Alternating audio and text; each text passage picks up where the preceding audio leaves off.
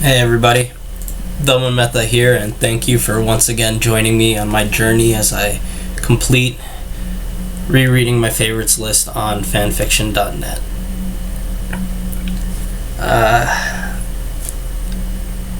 For those of you that don't know, I've been reading fanfiction for over 15 years, and so mainly on fanfiction.net.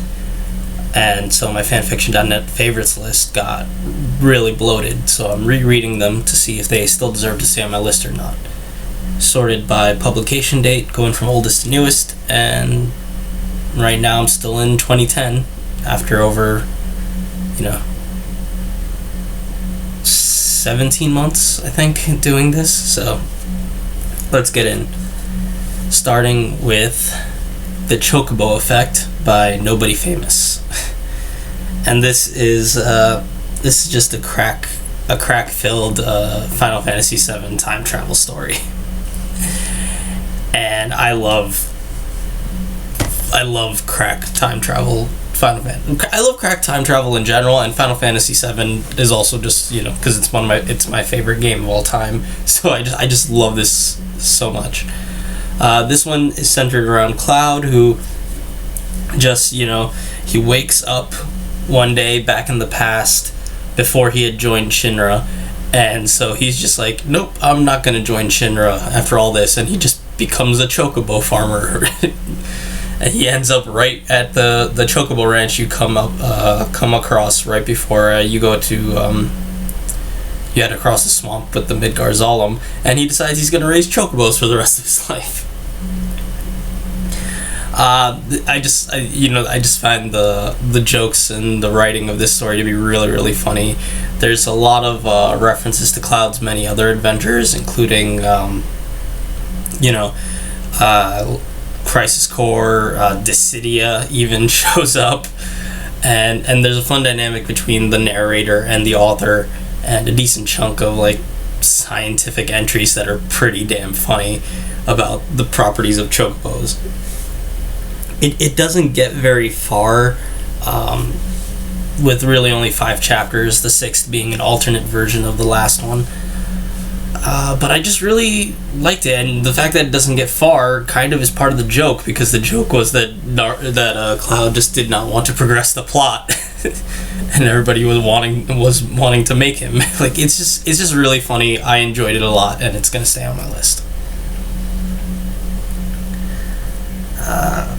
Next is Jinchuriki Fate Staynight by Horo. And this is a Naruto that takes place. Naruto, after canon, gets sent by I believe it was Madara or Kaguya, somebody. I think this is Madara at this point still. He gets sent after the war. Gets sent back. Not sent back, sorry. Let's rephrase it. He gets de-aged and sent through a portal, and then he ends up in Fuyuki to replace Shiro as the main character of the 5th Grail War. And when I mean replace Shiro, Shiro obviously died in this one. Instead, Naruto is the one that gets saved by Kiritsugu and all that stuff, and then everything else happens. The story is really very, very dialogue heavy. So it's kind of just a lot of just exchanges, verbal exchanges only, and not a lot of monologues. So we don't get a lot of insights into the characters' thoughts. The line breaks and notes are really frequent, and so pretty obnoxious. I found it hard to actually get into a rhythm of reading this, just because the line breaks and the notes just kept jarring me out of staying in focus with the story. The dialogue itself is fine, serviceable, though it's a little odd because Naruto's actions seem to create a more comedic atmosphere than what the other characters seem to be living in. It's kind of It reminds me of one scene in Dragon Ball Z. It was like during the, if I remember right, it was like during the Frieza fight. I remember, like, all this stuff was happening, people were dying and stuff, and then while the fight's happening, all of a sudden, for one moment, Goku like falls into a pit of lava and his ass is on fire, and he's just running around with his ass on fire for a bit. And it's like, rather than being like a moment of levity and like in a bout of seriousness or dour, it just feels like it's instead of being welcome, it's out of place, and it just doesn't mesh well at all. And that's what Naruto as a whole just feels in this story, where, you know, all the other characters are still their same serious, you know, Fate Stay Night selves, and have, you know, their, you know, actual, like, they're pretty dour and down, and then Naruto will do something stupid and it'll just feel like it'll feel out of place, and also like, if you think about, like, kind of insulting to the other characters that like understand the seriousness of it.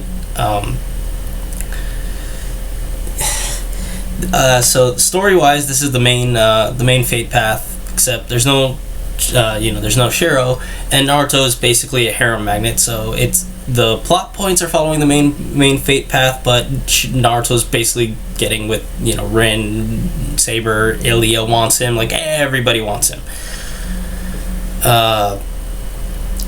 After the whole the Grail War wraps up, they end up back in the Elemental Nations. This does lead to a few inconsistencies, such as like Archer's existence shouldn't really be here because Shiro's not here, and it's not like this Archer is alternate of Naruto. He's still an alternate of Shiro, and he just really has no reason to be there. Shinji still being as much of a prick to the main character as he was to Shiro. You know, I don't get it, you know, because Naruto, while being de-aged, did not lose any of his memories or techniques, so there's no reason he should have tolerated Shinji's shit for this like 10 years. You know, he should have put him in his place a long time ago. Granted, a lot of these, you know, can be glossed over, but the problem is I didn't care enough about the story to ignore them. You know, that's the thing. If a story is intriguing in some way, whether it's super funny or you like the characters a lot and stuff like that, you're more willing to ignore plot holes than if it's not, because if it's not, your mind looks for any like piece of the thing to grasp onto, and one of the things that it can grasp onto rather well is inconsistency. And when you start noticing that, or you start noticing your own list of problems with this story, it becomes really hard to ignore because the story isn't giving you anything else to latch onto.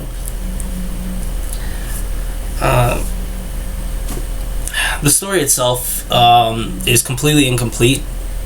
It does finish the Grail War, but there is a larger plot going on in the Elemental Nations that it never finishes. But if you really just want a Naruto Fate crossover, you're better suited elsewhere. There's better ones, and it's gonna fall off my list.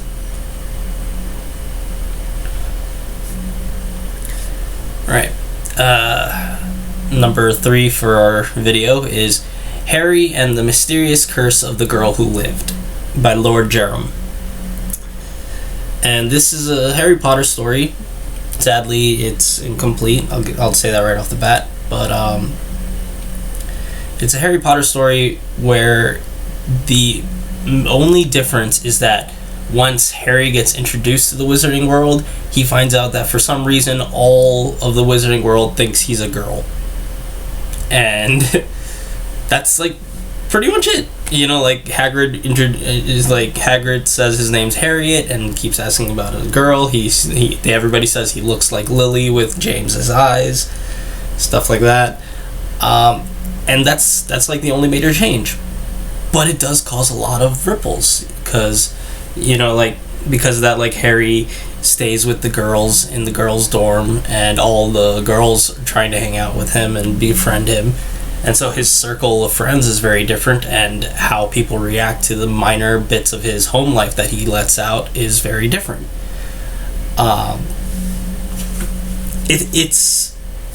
It's not a very action heavy story. It actually is much more about the social dynamics of the friends he makes with his larger group circle, and it has a very easygoing vibe. It's not too serious, and the illusion gives a good side mystery next to the actual omnipresent dealing with Voldemort, or in this case Volatretti. So she's also female, though. Is she actually female, or is she just also under a similar kind of illusion? Granted, she didn't deny being female when Harry meets her at the end of the at the Sorcerer's Stone, but that's just a thing that you can think of as like, is she actually female, or is she under the same stuff? The story is not drastically, like, the main events are not different, like, the overarching plot points of like the Sorcerer's Stone and stuff like that. The main difference is in Harry's social interactions with the rest of his classmates, because as everyone thinks he's a girl, he has a different social circle and stuff like that. And while he still thinks he's still a man, and he's a boy, and he still has the features of a boy, it's little interesting. Sad, like, it only gets to the second year, so we miss out on the stuff that would have been really fun, entertaining, which would be a boy going through puberty, dorming with a bunch of girls and stuff like that. But I really just enjoyed the casual nature and the interesting, like, new dynamics that I don't see very often in these Harry stories.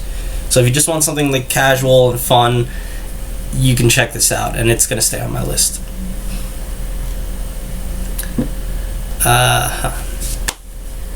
Alright. Moving on, we have Reset by Fire Breath Fish Slap. And this is a Persona 3 time travel fic with an extra helping of main character.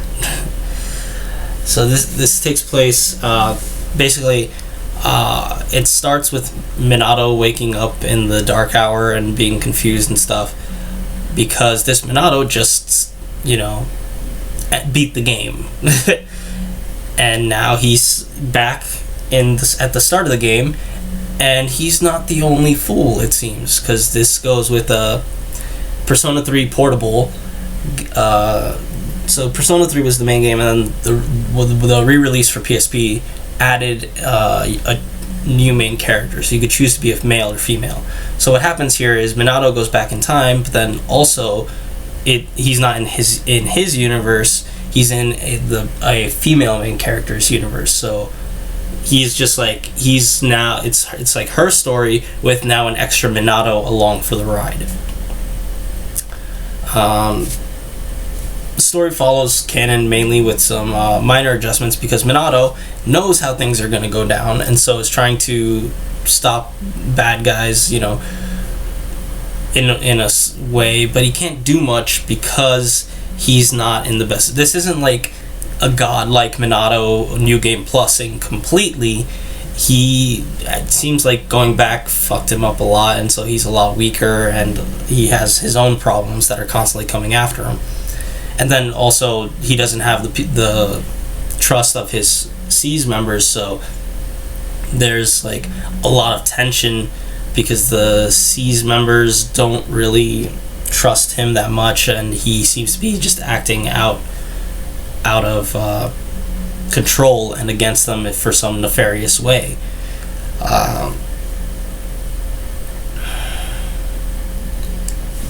So there's a lot of like drama here that would have probably come to a head around Christmas. It would definitely have come to a head around Christmas, but sadly it doesn't. The story doesn't even get to that point. It gets to just a little bit with Aigis, and because it doesn't actually complete. It's not complete or even far enough to finish the drama section. What we're left with is a minor AU story with a lot of building tension that just does not get released in any way. It's not bad, it's just too incomplete to satisfy, and it's gonna fall off my list.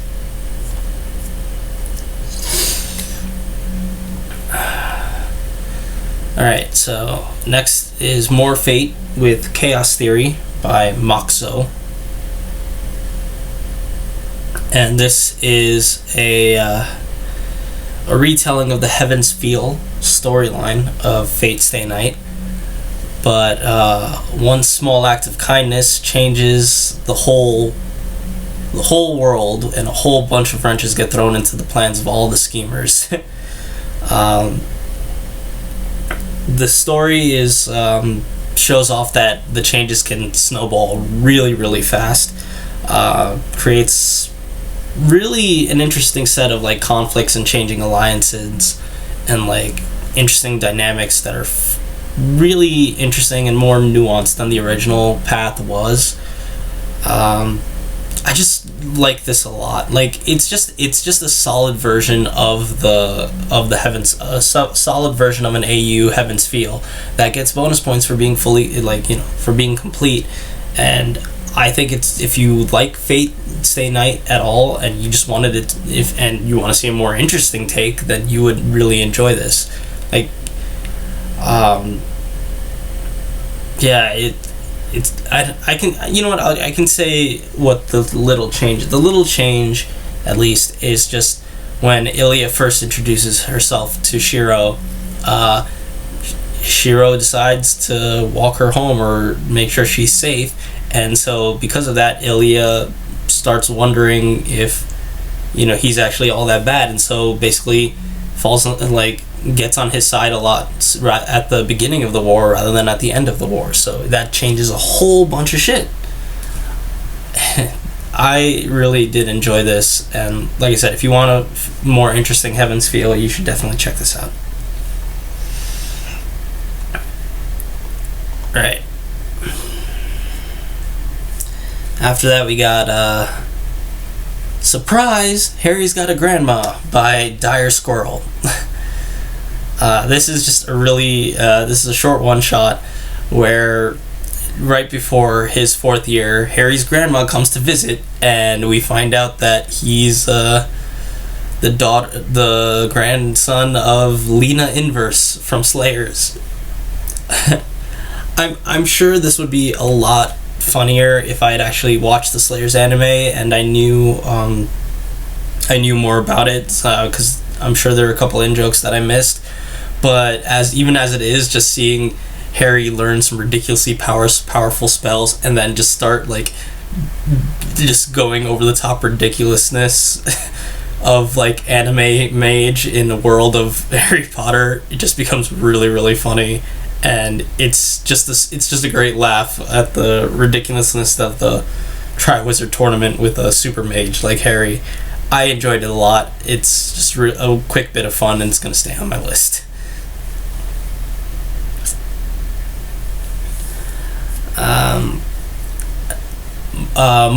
Next is more Harry Potter nonsense with Agent O by Rorschach's Blot.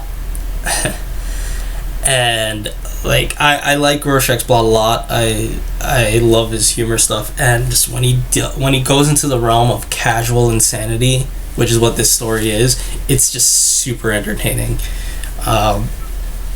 This is just Harry. It's this a fic that starts at the beginning of Harry's summer.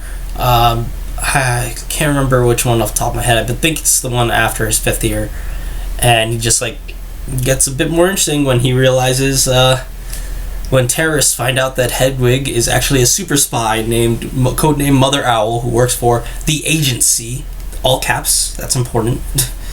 And we just get to see a lot of fun where Harry is dealing with terrorists and picking up Hermione, who's also really fun, and just cutting to various other characters and their drops into the loony bin. And it's just a lot of it's casual insanity where everybody is just weird and stupid, Honestly not stupid, just insane, and a lot of randomness is just occurring all over. I enjoy it a lot. It's just really entertaining and super fun, and it's sure to brighten up your day if you give it a read. It's gonna stay on my list. All right, and for the last one for this video, we have Glaring Problems by Dogbert Carroll. This is another author who I love a lot, and he does a lot of, again, he also does a lot of great work when his characters just go off the deep end. And this fic starts at like the beginning of the Wave mission, and Naruto just starts, he gets pissed off right before he's leaving Konoha and starts spamming his clone technique, which ends up expanding his knowledge of it, and a lot of fun things start happening. It's there's a lot of jokes in this really small package, and even though it's incomplete, the humor to word count ratio is just ridiculously off the charts, and it's a blast seeing Naruto just accidentally traumatize so many people so quickly. I love this short thing a lot, and it's gonna stay on my list. So there we go. That's it for this video. If you want to read any of these stories, links are in the description below, as well as a link to where I post, I post all these reviews that I've been doing for the whole journey on a forum, so you can read through and see the whole list there, and link to playlists to watch all these reviews from the start. I also have a link to my fanfiction.net profile if you want to check that out. Be aware, for some reason, if the link takes you to the regular site, and for some reason on the regular site, favorites lists get capped at 500 stories, so it'll like, I think it picks the 500 last updated and only shows that. If you want to see the full list of my stories, you had to go to the mobile version for some reason, which you can do just by removing the www from the front and changing it to an M. So please, check it out if you want to see see the stories that I've liked. Comment if you think I'm an idiot, or if you enjoy what I'm doing. Leave a like if you like. Subscribe if you want to be notified the next time I update this journey. And thank you all so much for watching. I will see you in the next video. Bye.